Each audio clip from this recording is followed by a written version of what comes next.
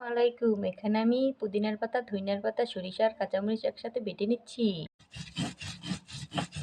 এখানে আমি 2 কাপ পরিমাণ টক দই ঢেলে নিচ্ছি। এখানে আমি 1 টেবিল চামচ চিনি দিয়ে দিচ্ছি। এখানে আমি অল্প পরিমাণে বিট লবণ দিয়ে দিচ্ছি। আমি টক দই আর চিনি ভালোভাবে মিশিয়ে ফেটে নিচ্ছি। এখানে আমি 1 চা চামচ লেবুর রস দিয়ে দিচ্ছি। এখানে আমি সামান্য পরিমাণে ভাজা জিরে গুঁড়ো দিয়ে দিচ্ছি। এখানে আমি সেই বেটে নেওয়া মশলাগুলো দিয়ে দিচ্ছি।